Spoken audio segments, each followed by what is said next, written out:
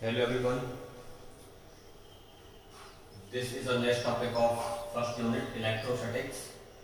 Till now we have seen electric field and Gauss theorem. After that we will discuss electric potential. Electric potential क्या है तो इसकी बात करते हैं आज हम। इलेक्ट्रिक पोटेंशियल को समझने के लिए पहले हमें वो पता होना चाहिए कि इसका मतलब क्या है। हालांकि क्लास 10th में थोड़ा बहुत इसके बारे में पढ़ करके आते हैं।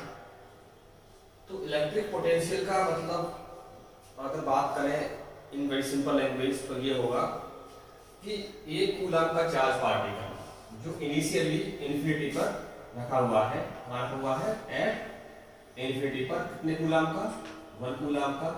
क्योंकि हम जानते हैं टेस्ट चार्ज का मतलब होता है 1 कूलम का प्लस का चार्ज पॉइंट सेव का। तो इस चार्ज पार्टिकल को जो 1 कूलम का है कहाँ रखा हुआ है एट इन्फिनिटी, इसको उठा करके हम लाते हैं एक दूसरे चार्ज पार्टिकल के पास किसी पॉइंट P तक। तो इस प्रोसेस में जो हमको काम करना पड़ा होगा इस वाले चार्ज पार्टिकल को इन्फिनिटी से उठा करके पॉइंट P तक लाने में, तो जो काम करना पड़ा है उसी काम को कहेंगे हम electric potential at point P due to charge plus का Q। V से शो करते हैं पोटेंशियल को, तो ये Vp है, इसका मतलब है electric potential at point P due to this charge. ला रहे हैं इस चार्ज पार्टिकल को, तो हमने एज्यूम कर लिया है कि एक test charge particle Q naught रखा हुआ एट इन्फिनिटी और इसको ला रहे हैं। क्योंकि जब इसको लाएंगे ला रहे हैं तो किसी समय मान लेते हैं कि वो पॉइंट B पर आ चुका है। अब चूंकि ये चार्ज पार्टिकल पॉइंट Q के जो एट पॉइंट O पर रखा हुआ है के पास आता जा रहा है, तो ये वाला चार्ज पार्टिकल इस वाले चार्ज पार्टिकल को रिपेल कर रहा होगा because both are positive in nature. तो इसके द्वारा इस पे लगने वाला फोर्स दैट इज F किधर को लग रहा होगा, ये इधर को लग रहा है और हम इसको लेकर के आ रहे हैं इस तरह। क्योंकि ये फोर्स आपका इलेक्ट्रोस्टैटिक फोर्स है, इसको आप निकाल सकते हैं कूलॉम के फॉर्मूले से F K Q not by, फिलहाल ये यहाँ से x दूरी पर है up two upon x square. हमने यहाँ पर देखा है कि ये force F depends on x है। जैसे जैसे ये charge particle Q not B से इधर आएगा वैसे वैसे आपका ये फोर्स बढ़ता चला जाएगा। हम देख रहे हैं यहाँ पर कि आपका जो F फोर्स है this force is depend on x। तो हमको पता करना है वर्क डन, क्योंकि ये फोर्स आपका हो गया वेरिएबल फोर्स क्योंकि लगातार ही चेंज होता जा रहा है।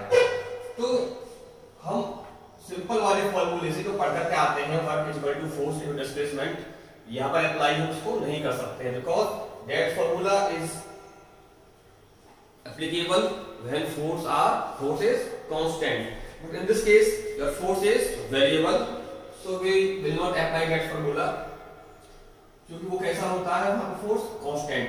तो हम क्या करते हैं पहले इस चार्ज पार्टिकल को Q नॉट चार्ज पार्टिकल को B से A तक लेकर के आते हैं और A पॉइंट B के बहुत ज्यादा क्लोज है।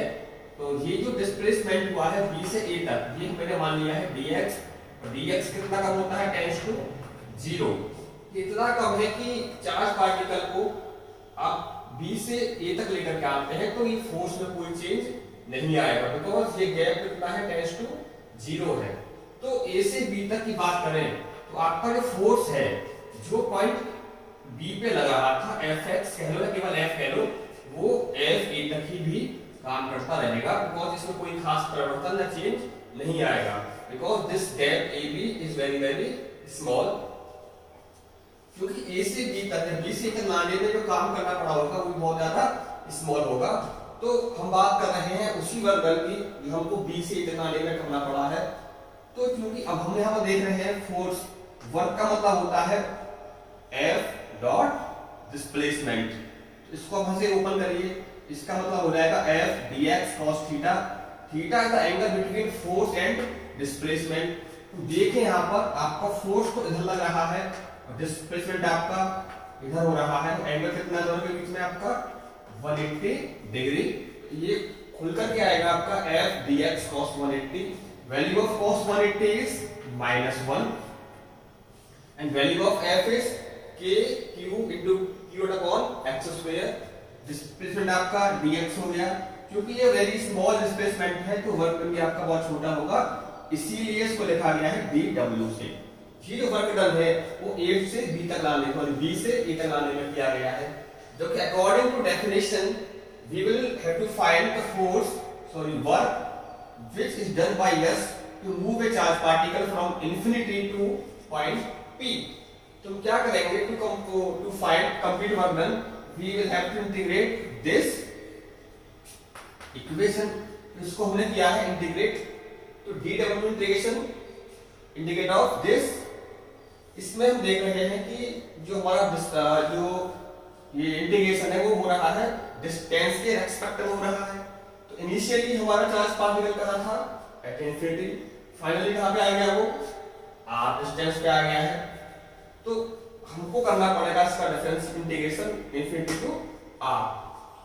ये -1 कहाँ से आया है, इसकी वजह से। तो जब चार्ज पार्टिकल इंफिनिटी पर है हमको कोई करना नहीं पड़ा, हमने मान लिया है कि जब चार्ज पार्टिकल आपका मूव करता हुआ पॉइंट P तक आ जाएगा डिस्टेंस r, तो काम कितना करना पड़ा होगा हमको w।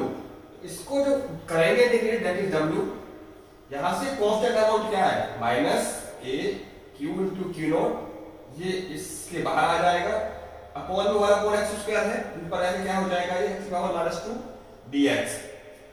नाउ अब हमें इसका करना है इंटीग्रेशन। हम जानते हैं इंटीग्रेशन का फॉर्मूला, स्पेस थोड़ा सा कम है देते हैं, x की power n dx is equal to x की power n plus 1 upon n plus 1। This formula is used in this derivation। तो यहाँ पे n की पावर की वैल्यू क्या है -2, तो -2 plus 1 upon -2 plus 1, ये आपका हो जाएगा x की पावर -1 upon -1।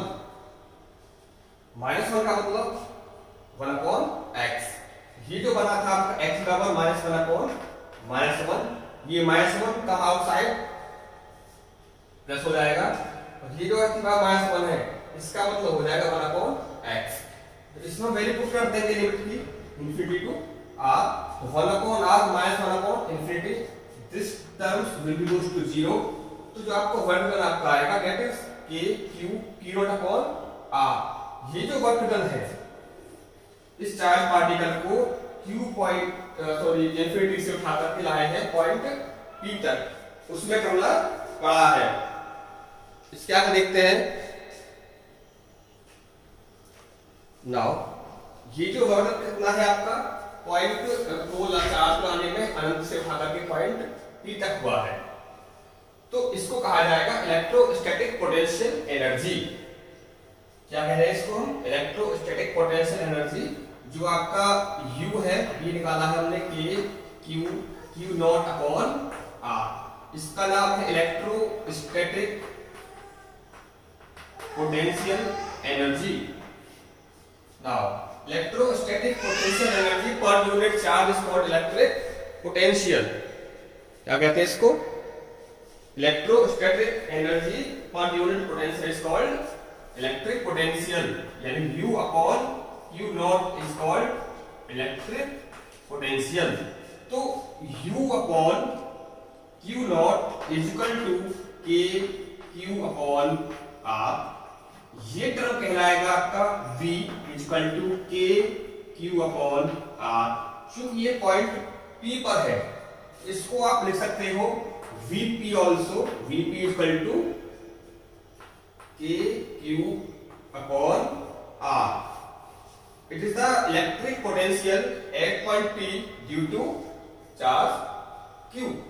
हम देख रहे हैं कि V और R both are inversely proportional, तो इसका जो वेरिएशन आपका आएगा डिस्टेंस के साथ दैट इज रेक्टेंगुलर हाइपरबोला। तो यहां से हम देख रहे हैं कि इलेक्ट्रिक पोटेंशियल आगे बढ़ने पर लगातार घटता जा रहा है, वापस आने पर लगातार बढ़ता जा रहा है। तो इसमें से हम एक और निकालेंगे, निकालेंगे देखेंगे अभी। तो ये हमने निकाला है इलेक्ट्रिक पोटेंशियल, इसका मतलब हुआ है कि इनफिनाइट से किसी चार्ज पार्टिकल को पॉइंट P तक लाने में जो काम करना पड़ा है per unit charge is called electric potential. इसको आप लिख सकते हो U upon Q naught equal to Vp। Now हम देखते हैं अब इलेक्ट्रिक पोटेंशियल डिफरेंस के बारे में, बिल्कुल इसी के बेस पर देखते हैं। आपका एक charge particle, test charge particle is placed at infinity. इसको आप लेकर के आते हैं पहले पॉइंट बी तक। तो सपोज आपको वर्क करना पड़ा W इंफिनिटी B, इसका मतलब है work done to bring a charge from infinity to point B। फिर आप उन्हें इसी को उठा करके ले आए पॉइंट A तक, तो नाम आपने दिया W इंफिनिटी A। इसका मतलब क्या है, work done to move a charge from infinity to point A। अब मैं आपसे पूछूं कि भैया ये कितना वर्क डन होगा B to A, तो आप कहोगे कि इस वाले वर्क डन में से इस वाले को आप हटा दीजिए तो ये मिलेगा। WBA 1B से A तक लाने में किया गया काम जो होगा वो इंफिनिटी A से ये वाला हम करेंगे सबट्रैक्ट, ये मिलेगा। If we divide this equation by Q naught, according to definition W infinity A upon Q naught होता है, ये देखिए आप, W infinity P upon Q naught is Vp। Similarly it is VA, it is VB, it is WBA upon Q naught. ये जो term है इसको मैं कह सकता हूं electric potential difference, it is Q naught. तो इलेक्ट्रिक पोटेंशियल डिफरेंस का मतलब थोड़ा सा और समझेंगे, इसको हल करते एक बार। तो WBA क्या है, work done to move a charge from B to ये कहते हैं WAB। इसको मैं लिख दिया है VA and VB on this basis.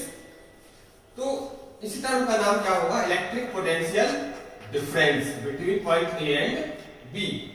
तो अगर मैं इस वाले चार्ज को इधर इंटू कर दूं तो WBA equal to VA minus VB into Q not.